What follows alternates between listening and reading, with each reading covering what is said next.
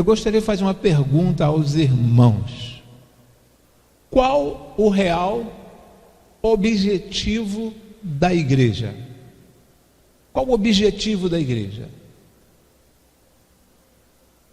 Tchan, tchan, tchan, tchan. Qual o objetivo da igreja? Principal. Vamos lá, não tem resposta, não tem A, B, C e nenhuma das respostas acima. Não se preocupe. Qual o objetivo? Qual o objetivo da igreja? A igreja existe para quê?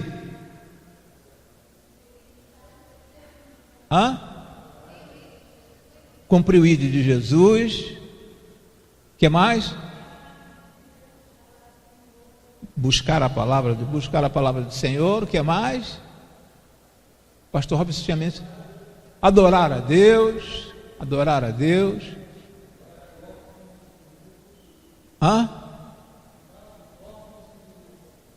Visitar os órfãos e viúvas. Cuidar dos órfãos e das viúvas. Também. Conforme eu mencionei, não existe a resposta errada. E nós vamos ver nesta noite, eu quero passar para os irmãos nesta noite, o real objetivo da igreja. O porquê que a igreja existe. Em tudo quanto os irmãos mencionaram, em tudo quanto vocês falaram, está dentro, isso faz parte da igreja. Faz parte, a igreja tem que fazer, a igreja tem que desenvolver. Mas eu quero trabalhar com os irmãos nesta noite sobre esse tema. Eu quero ter filhos. Então, no Salmo de número 113, versículo de número 9, nos fala assim: dá um lar a estéril, e dela faz uma feliz mãe de filhos. Aleluia. Dá um lar a estéril, e dela faz uma feliz mãe de filhos. Isto o salmista nos diz aí neste Salmo de número 113, versículo de número 9, a alegria, uma da maior alegria das mães, de uma mulher, melhor dizendo, é quando ela consegue ou toma o conhecimento que engravidou. Fiquei grávida, estou grávida. É uma alegria tanto para a mulher quanto para o pai também. É uma grande alegria, embora às vezes existem situações na vida secular em que não existe alegria nem por parte da mulher, nem por parte do homem. Que às vezes fala assim, veio num momento, não estava programado, veio fora do tempo, e não era para acontecer, mas aconteceu. Mas a maior alegria de uma mulher, o homem fica bobo, né? Chega a babar, fica olhando ali quando vê o filhinho, mas a mulher não. Quando a enfermeira traz aquela criança e coloca no colo da mãe, eu não posso descrever a alegria, porque eu nunca fui mãe, né? Não posso descrever a alegria, mas eu imagino a alegria de vocês ao abraçar um filho, abraçar aquela criança que durante 9 meses, ou 8 meses, ou 7 meses, né, você esteve ali gerando, trabalhando com cuidado para que nada acontecesse.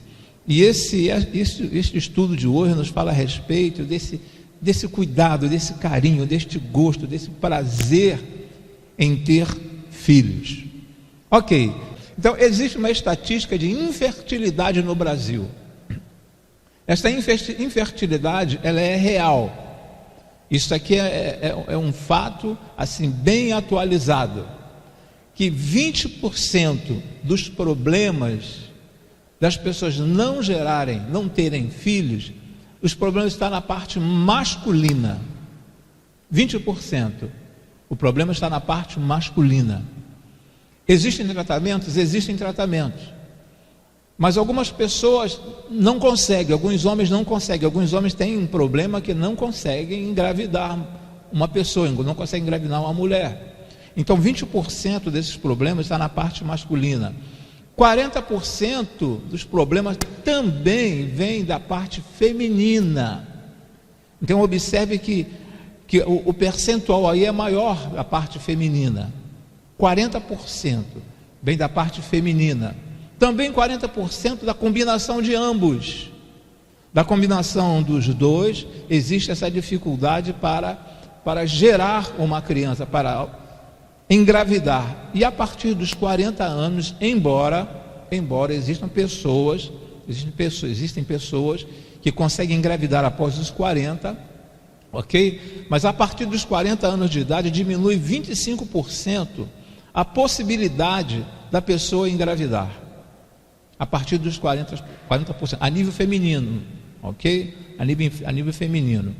A infertilidade, a nível masculino também, porque vai diminuindo os números, ok? Vai diminuindo os números. A infertilidade, ela afeta de 10 a 15% dos casais. A infertilidade, ela afeta entre 10 e 15% dos casais. Alguns casais, no princípio, eles nem se preocupam tanto. No primeiro ano, eles tentam. Um filho não consegue. No segundo ano, procuram de alguma forma, na forma normal, na forma comum, sem buscar um médico, sem buscar um especialista, e não conseguem ter esse filho. A partir do quarto ano, a partir do quinto, muitos casais entram em conflito devido a essa dificuldade. Quando eles se colocam à disposição para ver se quem tem a dificuldade, quem que precisa de um cuidado para voltar à normalidade, tudo bem, mas pior quando eles não querem e um fica acusando o outro. Já chegou ao meu conhecimento, eu tenho conhecimento de casais que se separaram porque não conseguiram ter filhos. Então, uma probabilidade muito grande da infertilidade entre 10 a 15% dos casais. E isto pode gerar uma crise conjugal. Mas o nosso assunto nesta noite não gira apenas, nós vamos trabalhar apenas a nível de família. Vou dizer, família nuclear. Existem vários tipos de família nuclear. Não vamos trabalhar apenas a nível de família nuclear. Quando eu falo família nuclear, é pai, mãe, filhos solteiros, ok? Nós vamos trabalhar a nível de família. Mas isso não pode afetar nosso ventre espiritual. Quando eu falo sobre a nível de ventre espiritual, porque quando nós falamos a nível de esterilidade, a esterilidade, às vezes, nós falamos que é uma questão de morte. A esterilidade. E isso traz algumas dificuldades, igual eu falei, a alguns casais. Mas isso não pode afetar o nosso ventre espiritual. De repente você não consegue engravidar, de repente você não consegue ficar grávida. Mas isso não pode afetar o nosso ventre espiritual. E eu espero que os irmãos continuem prestando bastante atenção sobre esta situação. De repente eu já mudei aqui para ventre espiritual. Então eu não posso ter filho, eu não posso gerar filhos. Não tem como gerar filhos para compor uma família. Mas eu não podendo gerar filhos para criar uma família, para ter uma família, mas isso aí não pode afetar o meu ventre espiritual. E eu quero falar um pouquinho sobre essa situação de ventre espiritual. De repente os irmãos podem até estar imaginando, mas pastor, que trem é esse de ventre espiritual, né? Tem um ventre espiritual. É a condição para você poder gerar filhos. A primeira situação que você precisa fazer para que você tenha um filho espiritual, troque a morte pela vida. Eu creio que está aí na folha para vocês preencherem. Se não pegaram a folha, está lá atrás, ok? Troque a morte pela vida. Troque a morte pela vida. Se a esterilidade é uma questão de morte, então troque a morte pela vida. Que nós possamos conseguir tirar alguém da situação de morte espiritual e trazer para a vida em Cristo Jesus. Então, quando vem falando aqui, troque a morte pela vida, logo em seguida vem um outro versículo, outro texto que diz assim: você tem filhos espirituais? É uma pergunta que eu que eu coloco aí para os irmãos. Você tem filhos espirituais? Eu sei que praticamente todos aqui dentro, os casados, são pai. Mas a nível espiritual, você tem um filho espiritual? Você fala, é capaz de falar, não, eu gerei um filho espiritual. Eu sempre tenho dito aqui na igreja que nós temos muitos obstetras, mas poucos pediatras. Essa é uma frase que eu sempre menciono aqui na igreja. Nós temos muitos obstetras, mas poucos pediatras. Mas também temos muitos ginecologistas. Vamos trazer para a área espiritual. Muitos ginecologistas que sabem de uma situação, que conhece a situação, é capaz de dizer se você pode engravidar ou não, mas não são nem obstetra e nem pediatra. Não são nem obstetra e nem pediatra. Temos um conhecimento, ouvi aqui várias palavras, vários posicionamentos a nível de para que serve a igreja, qual é a função da igreja. Mas uma das funções principais da igreja é gerar filhos. Quando eu falo igreja, somos nós.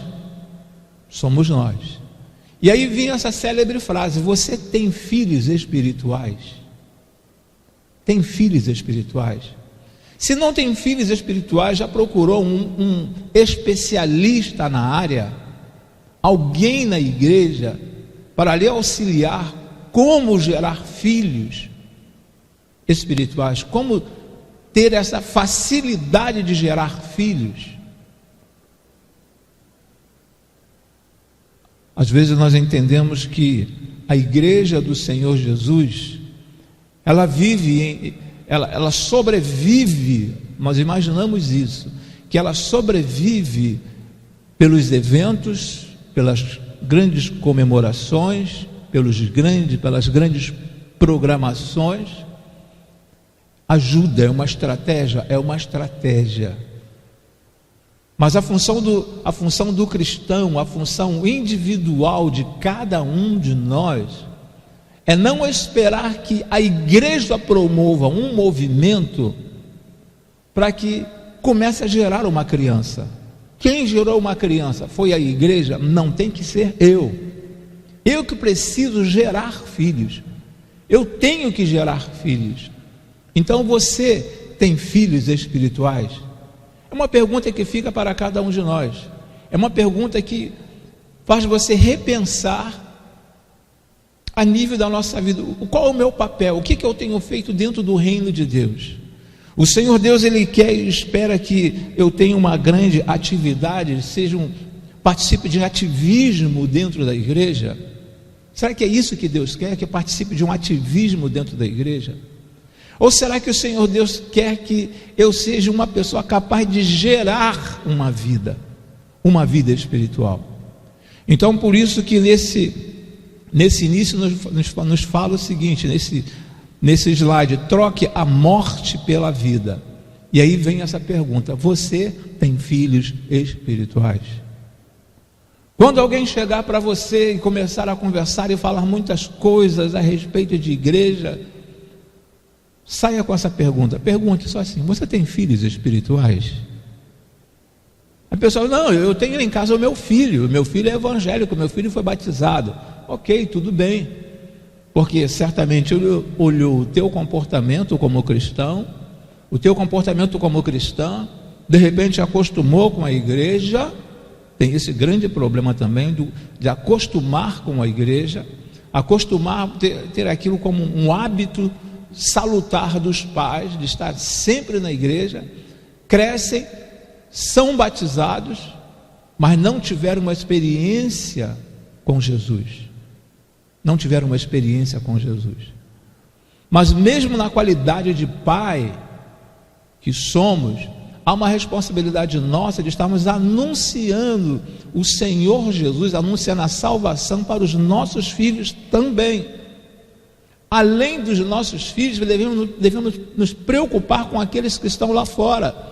Nós estaremos envolvendo nessa área daqui um pouco mais adiante, mas temos que nos preocupar com aqueles que estão lá fora, porque falar do amor de Deus e demonstrar do amor de Deus dentro de casa é fácil, é muito fácil para alguns, é muito fácil. O difícil é lá fora. Então fica aí esta pergunta para você: você tem filhos espirituais? Nessa outra situação que nós vamos ler agora, Moody ele fala o seguinte: suponhamos que alguém me oferecesse $1.000 por cada pessoa que eu levasse a Cristo. Será que com isso a minha vontade de ganhar almas para Jesus seria maior do que a que eu tenho no momento? Se assim o for, quão mesquinho e medíocre tem sido a minha fé em Deus. Moody, ele fala a respeito desta situação. Se fosse oferecido dinheiro para ganharmos vida, ganharmos pessoas para o Senhor Jesus, será que isso seria o suficiente para que eu me alegrasse para ganhar essas pessoas para o Senhor Jesus? E ele fala no final que seria mesquinho e medíocre se assim ele procedesse. Aí eu pergunto também, vem à minha mente agora, falar a respeito de: será que o que me motiva a ganhar vidas para o Senhor Jesus, almas para o Senhor Jesus, é pelo bem ou pelos benefícios que Ele me tem feito, por algo que eu tenho conseguido, por algo que Ele me deu? Ou será porque eu me tornei filho de Deus, eu entendi o plano dele sobre a minha vida, e eu faço isso por livre e espontânea vontade, não pensando nos benefícios recebidos por parte dele? Deus tem me abençoado tanto que, olha, domingo eu vou estar lá ali no terminal rodoviário em Bom Pastor, para poder evangelizar. Mas por que eu vou? Porque Deus tem me abençoado tanto, eu tenho que ir. A intenção em ganhar vidas para o Senhor Jesus não está naquilo que nós estamos recebendo de Deus, mas sim pelo aquilo que nós somos, por sermos servos de Deus. E Ele espera que cada um de nós, porque senão nós estaremos trocando, fazendo uma troca com o Senhor. É justamente isso que Moody está mencionando aqui. Eu estou ganhando na parte de Deus, Deus tem me abençoado, então eu tenho que demonstrar que eu estou sendo útil dentro do reino dele.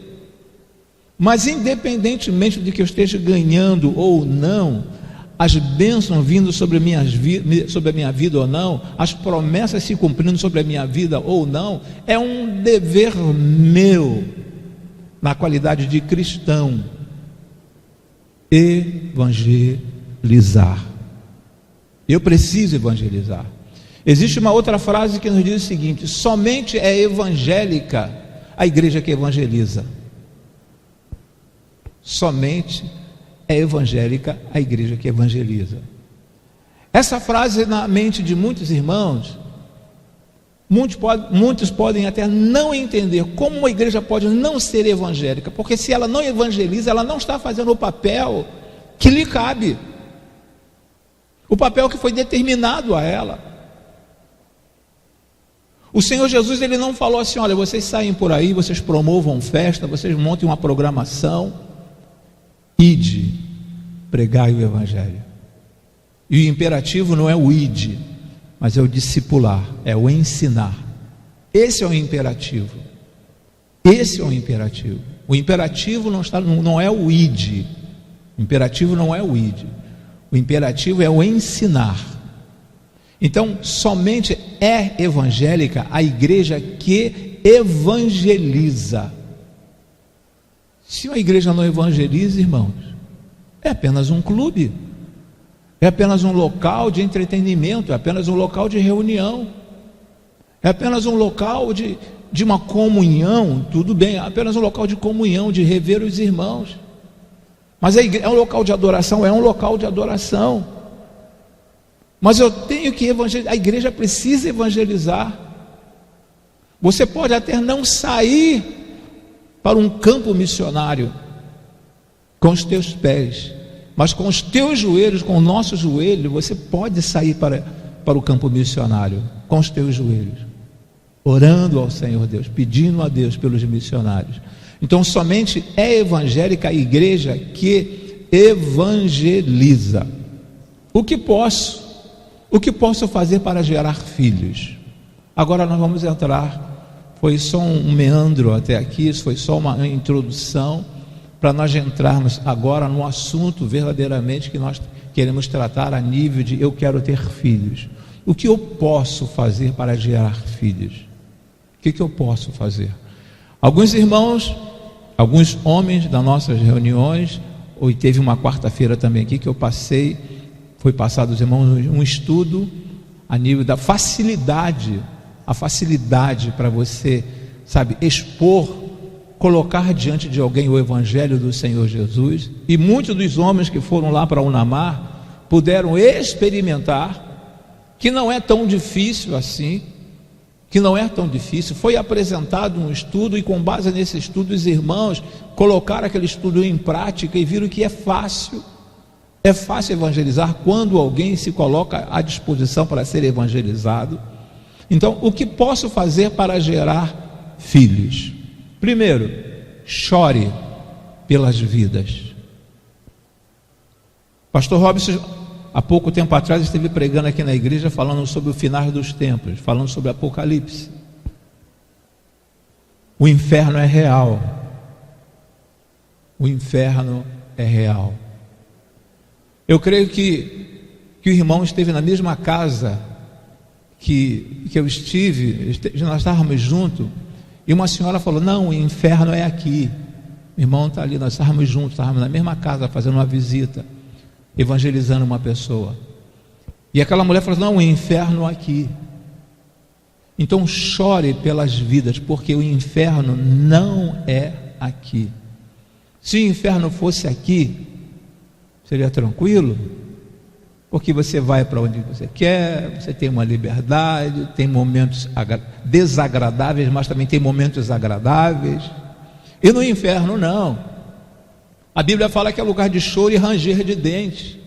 Então é necessário que você chore pelas vidas.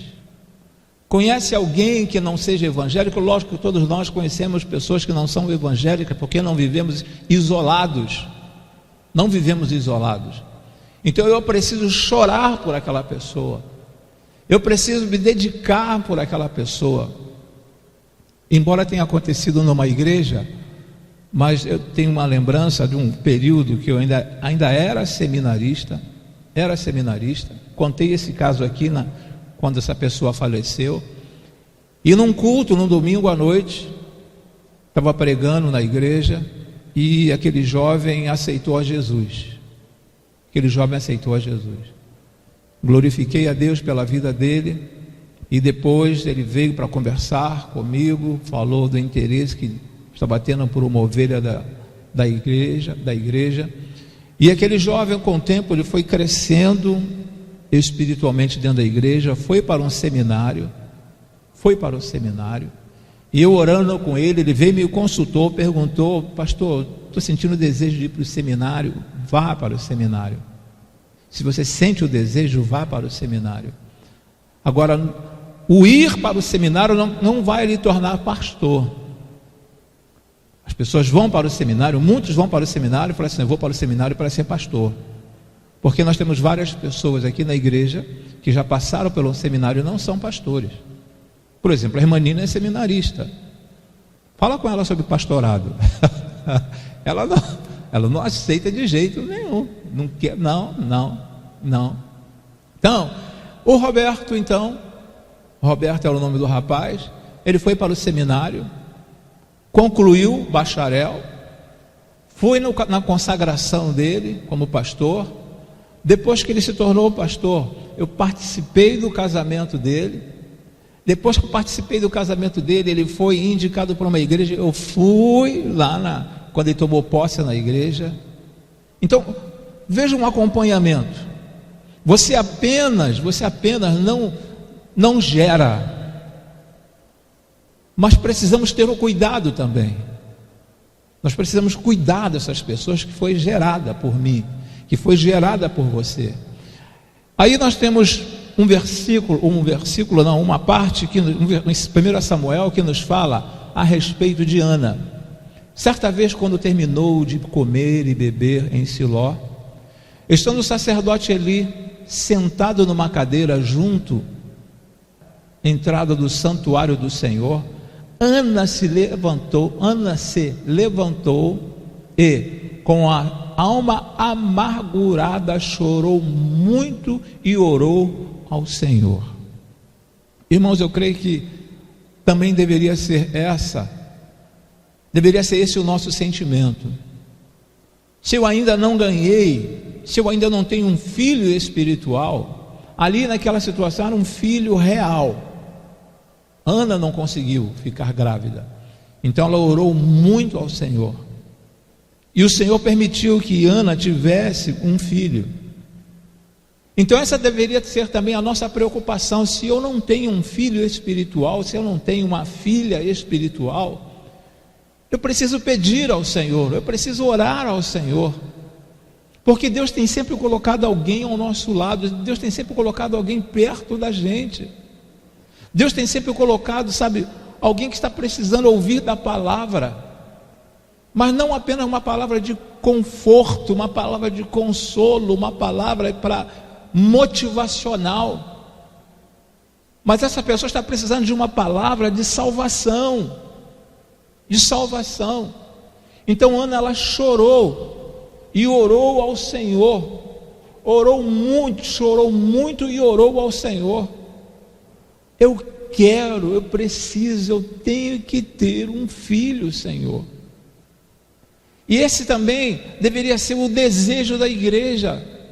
Esse deveria ser um desejo de, quando eu falo igreja, eu não estou falando a primeira igreja de Jardim Bom Pastor, eu estou falando das igrejas. Esse deveria ser, o papel primordial, principal das igrejas, de cada membro da igreja, ou da igreja. Senhor, eu quero ter um filho espiritual.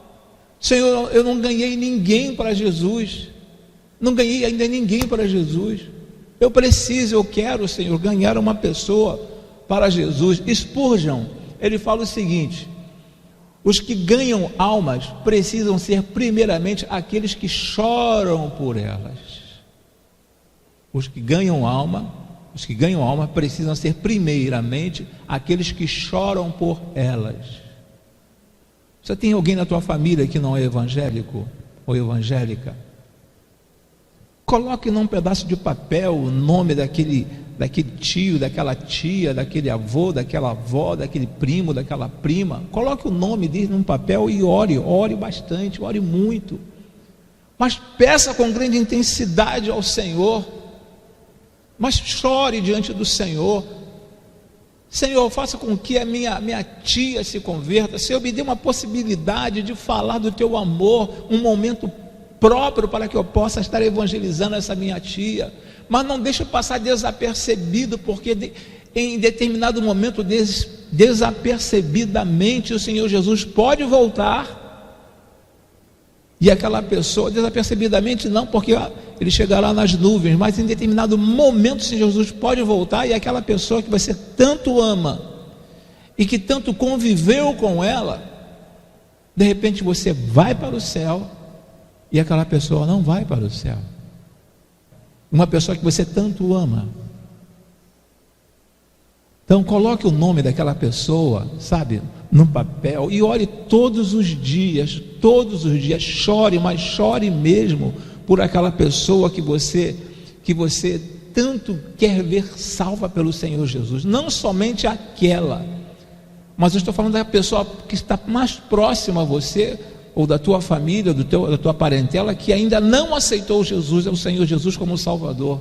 Então Spurgeon, ele fala que os que ganham a alma precisam ser primeiramente aqueles que choram por elas. Choram por elas. Quantas pessoas passam aqui na rua, quantas pessoas passam aqui diante de nós, e essas pessoas, às vezes, nós olhamos e falamos, lá vai ele, 2 garotos lá na moto, e não para assim, Senhor, tenha misericórdia desses garotos, Senhor. E às vezes nós até os conhecemos por nome, e não perguntamos, e não colocamos o nome deles num papel. É impossível, pastor, porque depois que se envereda por este caminho, não tem mais como voltar. Quem disse que não tem? Quem somos nós para dizer que não tem condições de um retorno, de uma volta? Quem somos nós?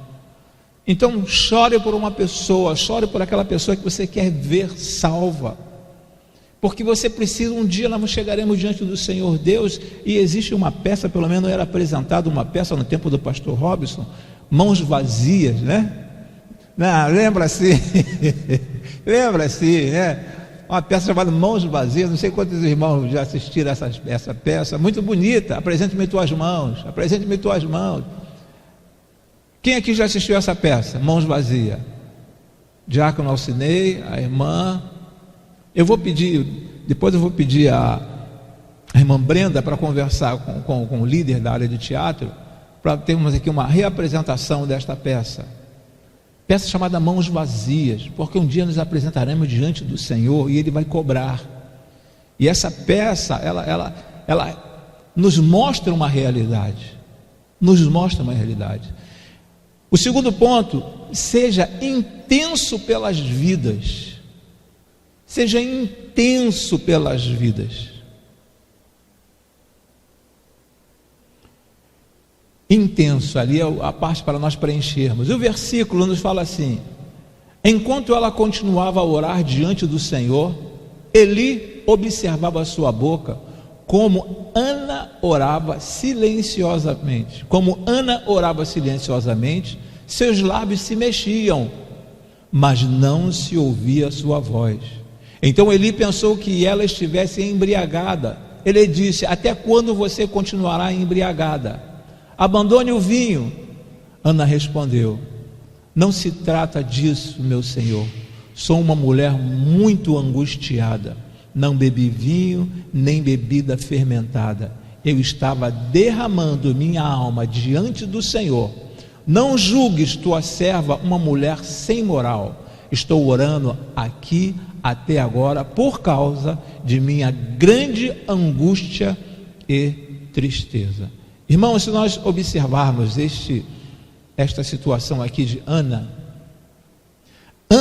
ela não ficou em casa,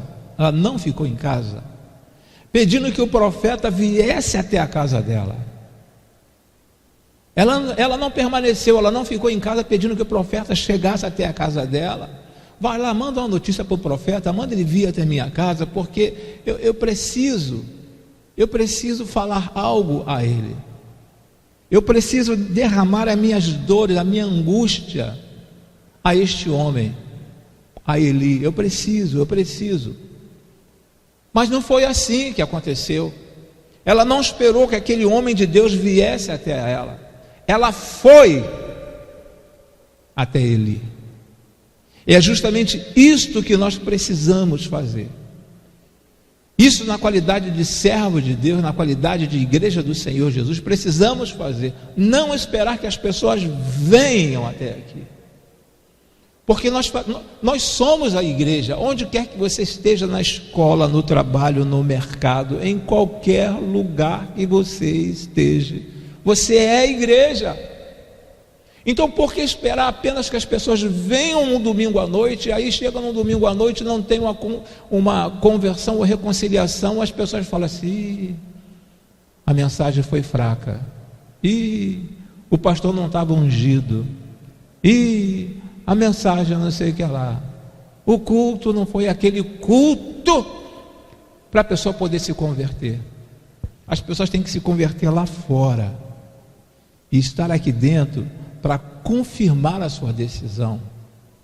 Elas podem até aceitar ao Senhor Jesus aqui dentro no momento de uma pregação, mas o que nós precisamos fazer é ir é irmos para lá.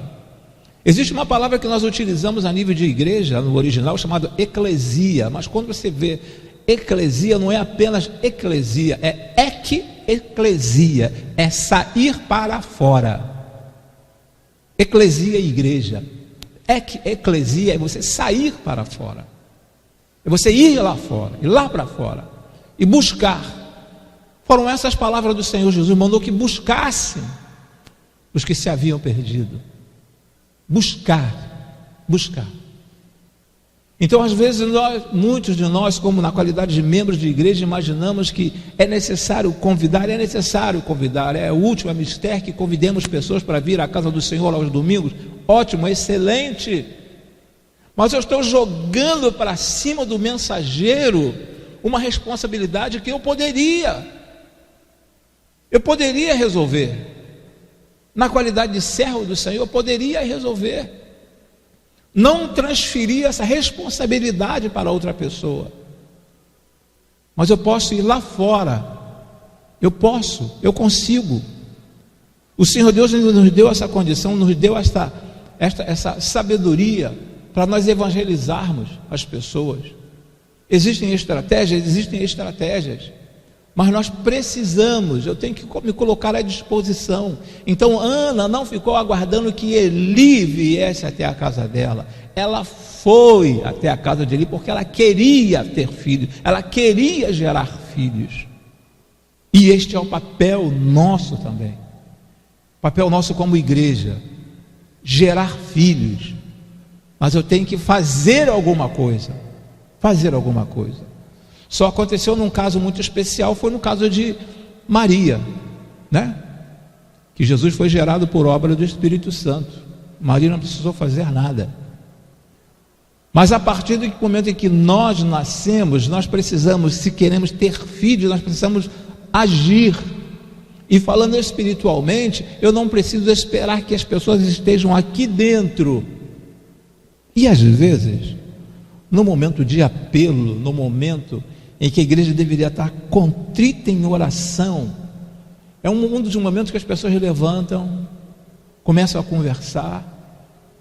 Deveria ser um momento de nós estarmos pedindo, suplicando ao Senhor: Senhor, que teu Espírito Santo possa estar trabalhando, porque é Ele que convence, Ele que mostra, mostra do pecado, da justiça, do juízo. É o Espírito Santo de Deus. É nesse momento que a igreja deveria estar pedindo ao Senhor que o Senhor trabalhasse em algum coração, mas é nesse momento que nem lá fora e nem aqui dentro, muitas pessoas não se importam, saem, começam a conversar, ficam folheando a Bíblia como se não tivesse importância alguma em relação à salvação. Tanto faz uma pessoa ser salva ou não. Por quê? Porque não tem um amor, não sente o amor, não chora por uma vida. Então este deveria ser um momento, sabe, que a igreja deveria estar intercedendo, estar em intercessão. E se vê alguém de repente se ajoelhar num momento desse de apelo, não é para ninguém ficar escandalizado. Ih, irmão, ajoelhou no momento? Muitos ficariam escandalizados se visse um fato desse, alguém se ajoelhar no momento do apelo, nós chamamos de apelo, mas está pedindo ao Senhor que o Senhor viesse a trabalhar, estivesse trabalhando naquele momento na vida de alguém. Esse outro versículo que o apóstolo Paulo ele coloca, ele nos fala: tornei-me de tudo para com todos, para de alguma forma salvar alguns. Tornei-me de tudo para com todos, para que de alguma forma pudesse salvar alguns. Se nós começarmos a olhar essa frase aqui e trazer para uma realidade das igrejas, estou colocando no plural, das igrejas na atualidade, nós poderíamos ver o seguinte: tornei-me nada para ninguém, para de alguma forma salvar todos. Se fôssemos parafrasear aquele versículo que o apóstolo Paulo coloca, tornei-me nada, ele fala aqui, tornei-me tudo, com um objetivo, para salvar alguns. Mas parafraseando, tornei-me nada para ninguém. Será que isso mexeria, não com o teu emocional, mas mexeria com a nossa vida espiritual? Aqueles que não têm se levantado diante do Senhor e pedido ao Senhor que, Senhor, olha, faça alguma coisa por mim. Senhor, eu preciso, eu estou querendo, Senhor, eu estou sedento por almas, estou sedento para gerar, Senhor, gerar um filho espiritual, estou sedento, Senhor. Mas passa anos, sai anos, as pessoas acham que fez muito. Nada contra, espero que os irmãos me entendam, mas as pessoas falam, já fui líder de tal ministério, já fui líder de tal ministério, eu já apresentei tantas crianças, já apresentei, olha essa criança como é que já está um homem, eu apresentei quando era bebê. Irmãos, isso aí são coisas que são recheios, são os recheios, são os ingredientes do bolo, mas o fator principal é o gerar. E aí tem algumas situações que nós poderemos ver, ao invés de fazer panfletagem, evangelize. Ao invés de fazer panfletagem, evangelizem. Já observaram na época das eleições? O pessoal fica com aquele, o pessoal chama de santinho, né? Fica com aquele santinho e até abrir um parênteses aqui, uma certa feita conheci alguém que se colocou como candidato. Só abrindo um parênteses aqui. Se colocou como candidato, e aí foi lá no comitê, e quando chegou lá no comitê, o líder falou assim, você vai precisar de quantos santinhos? Aí a pessoa vai dizer, não, eu não quero nenhum santinho porque eu sou evangélico. Porque eu sou evangélico.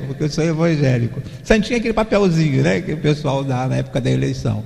Então, não faça apenas a panfletagem, evangelize.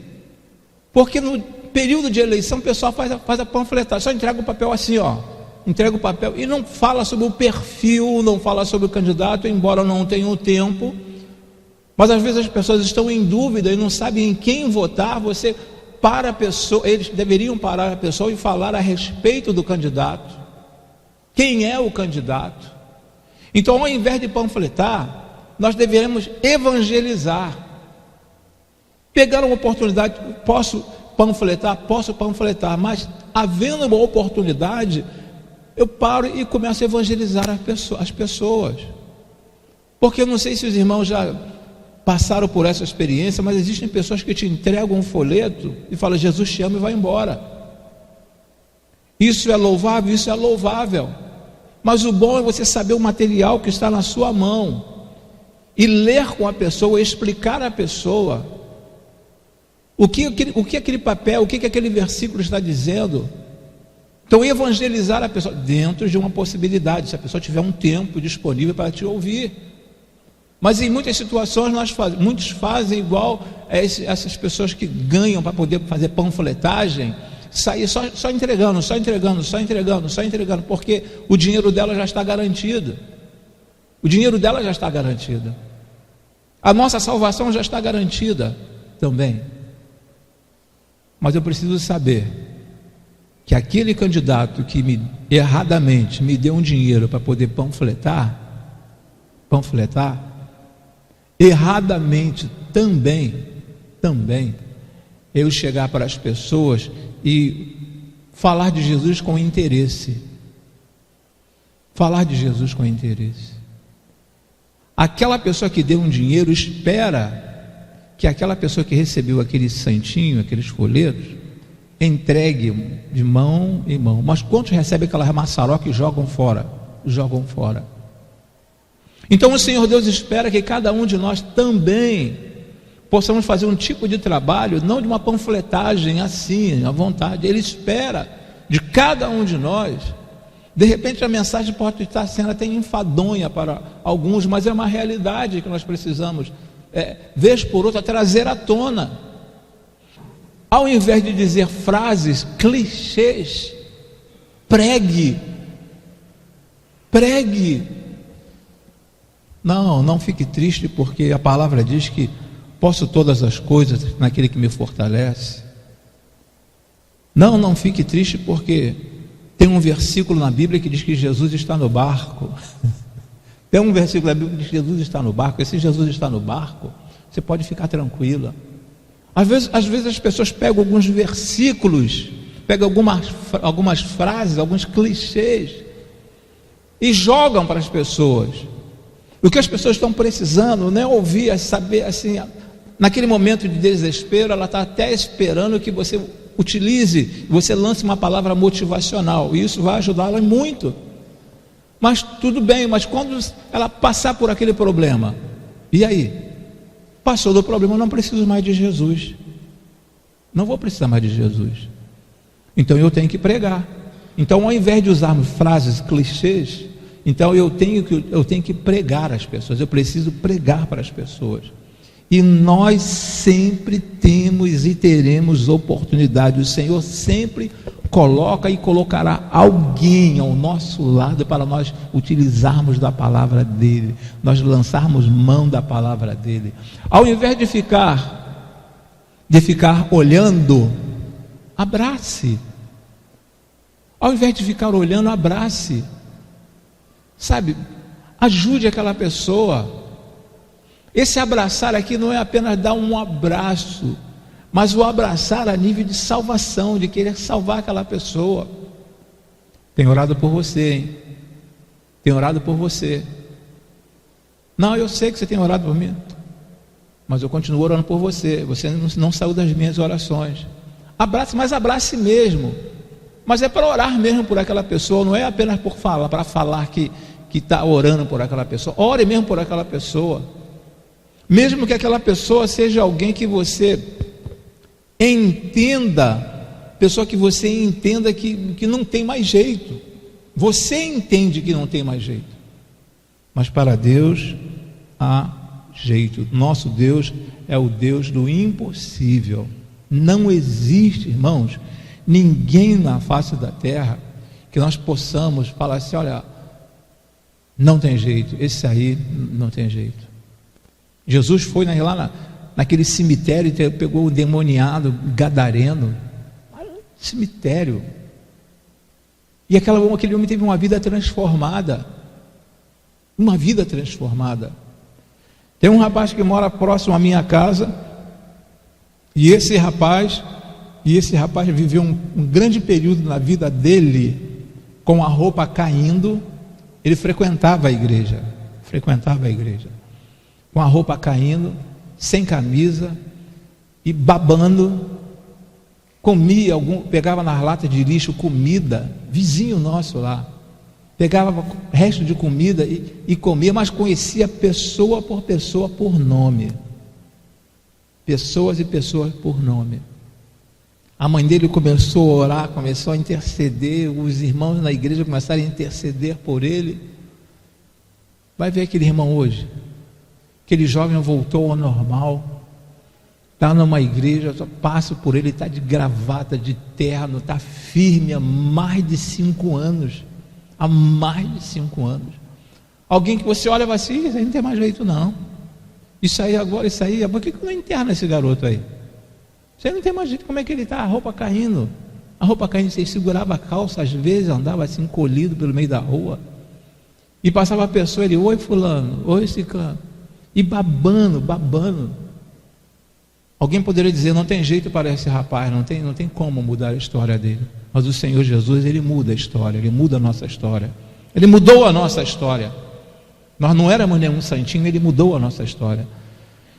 Dick Hills, ele diz o seguinte: cada coração com Cristo é um missionário, e cada coração sem Cristo é um campo missionário. Cada coração com Cristo é um missionário. Então você é um missionário. E cada coração sem Cristo é um campo missionário. Então eu não preciso ser um missionário para ter que sair da minha cidade, ter que sair do meu estado, ter que sair da minha América. Eu não preciso ser um missionário saindo disso tudo.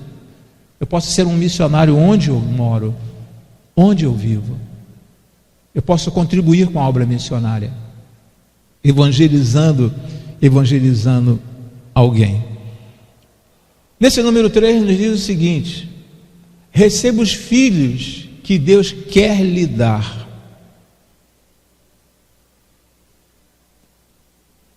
Receba os filhos que Deus quer lhe dar. Que posso fazer para gerar filhos? Retorno à pergunta anterior. Que posso fazer para gerar filhos? Receba os filhos que Deus quer lhe dar. O Senhor diariamente coloca pessoas ao nosso lado. E dentre essas pessoas você não sabe, eu não sei, qual delas estão sedentas pela palavra. Então isso me leva a evangelizar a todos que se aproximarem de mim. Havendo essa possibilidade, a pessoa dando um espaço. 1 Samuel 1:20 nos diz assim, nos diz desta forma: assim Ana engravidou e no devido tempo deu à luz um filho, e deu-lhe o nome de Samuel, dizendo: eu o pedi ao Senhor. Peça ao Senhor um filho espiritual. Peça a Ele. Ele há de lhe conceder, Ele há de dar essa graça de você ser um pai espiritual. No futuro alguém fala assim: fulano é meu pai espiritual, é meu pai. Utiliza muito a expressão meu pai na fé. Se utiliza muito essa expressão, meu pai na fé. Fulano é meu pai na fé. Mas peça ao Senhor, faça conforme Ana fez. Eu o pedi ao Senhor. Peça ao Senhor: Senhor, eu quero gerar um filho, eu quero ter filho, eu quero ter um filho. Ainda no versículo de número 17 nos diz assim: disse Eli: vai em paz, que o Deus de Israel lhe dê o que você pediu. Se você assentar, se você colocar isso no teu coração, Senhor, eu quero gerar um filho. O Senhor vai dar oportunidade para você, vai nos dar a oportunidade, vai colocar alguém ao nosso lado, vai colocar alguém ao teu lado. E não existe uma alegria maior quando você prega para alguém individualmente e a pessoa aceita Jesus. Irmão, parece que sai um peso aqui das tuas costas, sai um peso das nossas costas quando você prega e alguém aceita Jesus. É uma alegria muito grande, uma alegria muito grande. Quem sustenta os filhos espirituais é o Senhor. O seu papel é apenas gerar. Quem sustenta os filhos espirituais é o Senhor. Seu papel é apenas gerar. Quando eu falo aqui apenas gerar, não quero dizer, irmãos, que, igual eu falei no princípio, que existem muitos obstetras e poucos pediatras. É necessário que você acompanhe, porque nenhuma mãe em estado normal, em juízo normal, vai abandonar o filho no hospital. Nenhuma mãe abandona o filho no hospital. Mãe, no estado de situação normal, um casamento saudável, criança nasceu, larga para aí, não quero não. Não quero isso não. Nenhuma mãe faz isso. A mãe tem o prazer de sair, ter alta do hospital e levar aquele filho para casa. Então, quem sustenta os filhos espirituais é o Senhor. O seu papel é apenas gerar um filho. Uma vez que você gerou, uma vez que nós geramos esses filhos, nós precisamos cuidar desses filhos. Nós temos que cuidar desses filhos. Não é apenas colocá-los no mundo. Em quarto lugar, deu destino profético. Deu destino profético aos seus filhos. Deu destino profético aos seus filhos. O que nós queremos dizer com isso aí? Quando deu destino profético aos seus filhos, acompanhe. Quando eu falo aqui de filho, eu estou falando de filhos também espirituais. Acompanhe. Faça de tudo para poder, ser aquele mentor, aquele discipulador, aquele mentor, estar ali ao lado dele, auxiliando em todos os momentos, telefonando nos momentos necessários, nos momentos, aquela pessoa está precisando, você tomou conhecimento, então ela te ligou, você não é gastar tempo, mas você aproveitar aquele tempo para ajudar aquela pessoa que você gerou. Então dê o destino profético aos seus filhos.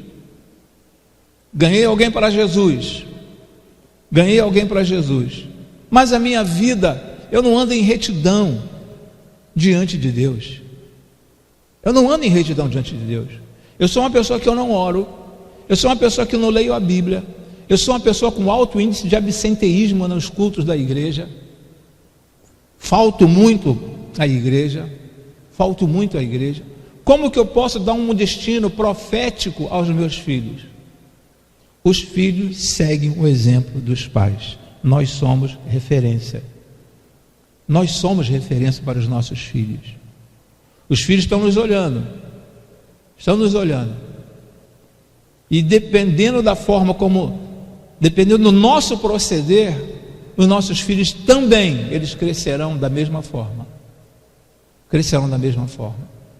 Então, quando fala que dê destino profético aos seus filhos, que nós sejamos assim aquela luz, que sejamos assim aquele farol para aquela pessoa que nós evangelizamos, que você evangelizou, que você gerou, que você ganhou como filho na fé.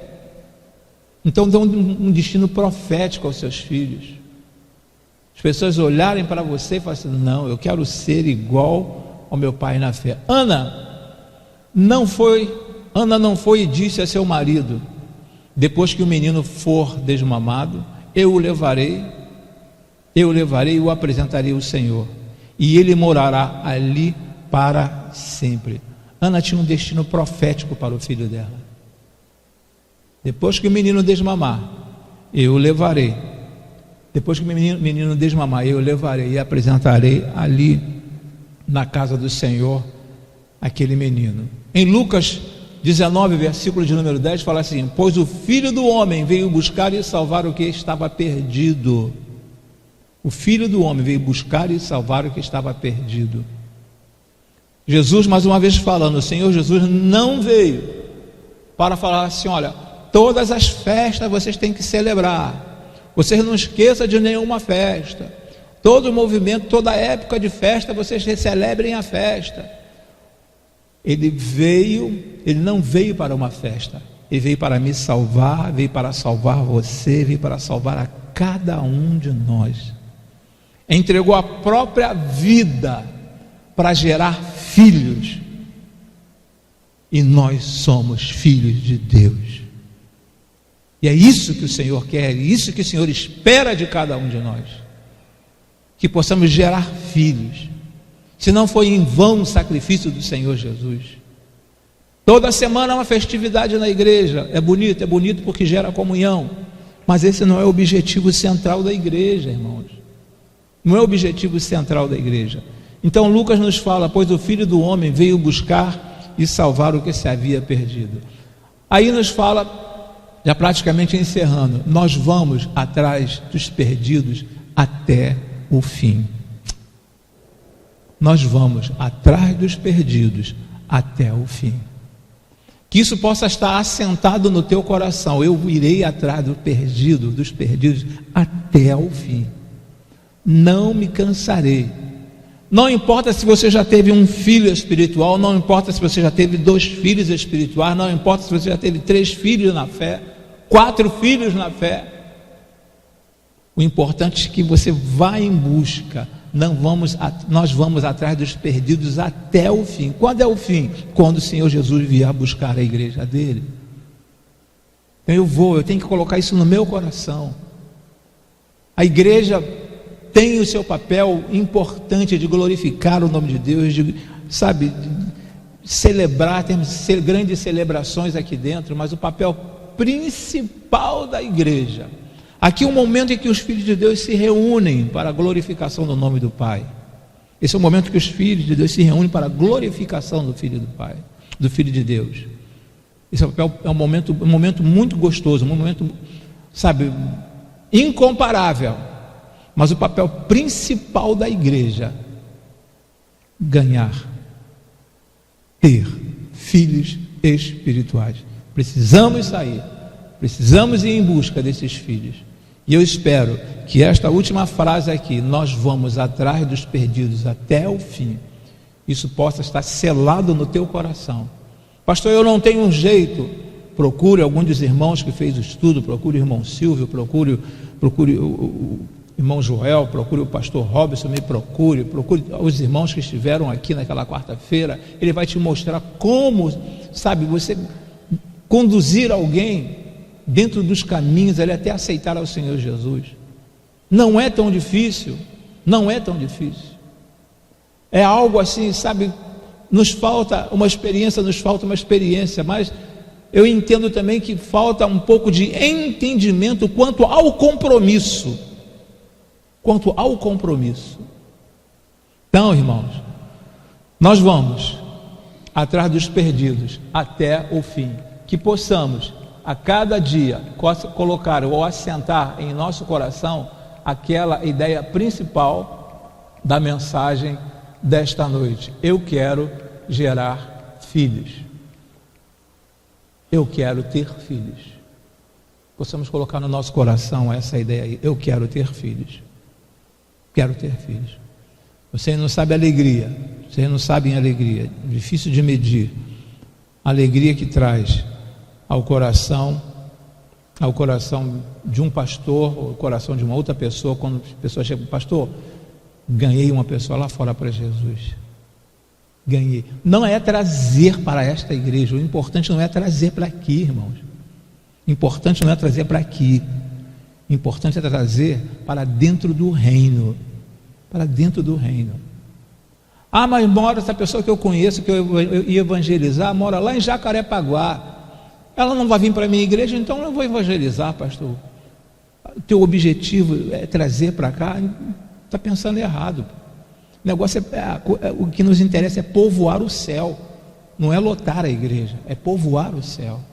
Que o Senhor assim nos abençoe e continue nos dando um entendimento e esse desejo a cada dia de estar buscando as pessoas que querem ser salvas, pessoas que querem ser salvas. Sabe lá o que é uma pessoa te agarrar pela camisa, assim pela blusa e perguntar: o que eu preciso fazer para ser salvo? Eu fiquei de boca aberta, isso aconteceu comigo, mas foi fora do Brasil. A pessoa chegou, o que eu preciso fazer para ser salvo? O que eu tenho que fazer para ser salvo? Aí parei com aquela pessoa e expliquei. Olha a necessidade desse povo, e não é só fora do Brasil, não é fora do nosso estado, é aqui mesmo. As pessoas estão querendo, as pessoas estão sedentas pelas palavras. Vamos orar mais uma vez e em seguida eu quero aproveitar um texto bíblico para o nosso momento de dízimos e oferta. Pai, em nome e por amor de Cristo Jesus, nós queremos te suplicar, ó Senhor Deus, assim como Ana te suplicou, ó Senhor, assim como Ana foi até aquele homem, ó Senhor Deus, aquele homem de Deus, ó Senhor, e pediu, ó Senhor Deus, ela queria ter filhos, ó Senhor Deus, e ela queria apenas ter um filho, ó Senhor, mas tu deste mais, ó Senhor Deus, mais do que um filho a ela, ó Senhor Deus. Que este também seja o desejo do nosso coração, ó Senhor, que possamos sair, ó Senhor Deus, lá no nosso setor de trabalho, lá na escola, na nossa vizinhança, dentro de casa, ó Senhor Deus, e falar do teu grande amor a estas pessoas, a fim de que elas venham a entender o teu plano de salvação, ó Senhor. Então nós te suplicamos em o nome, por amor de Cristo Jesus, dai-nos filhos, ó Senhor Deus. Queremos, ó Senhor Deus, colocar filhos neste teu mundo, ó Senhor Deus. Queremos ter um ventre espiritual, ó Senhor Deus, a fim de que possamos gerar filhos, ó Senhor Deus. Nós te agradecemos, nós te suplicamos em o nome, por amor de Cristo Jesus. Amém e amém, Senhor. Amém, Jesus.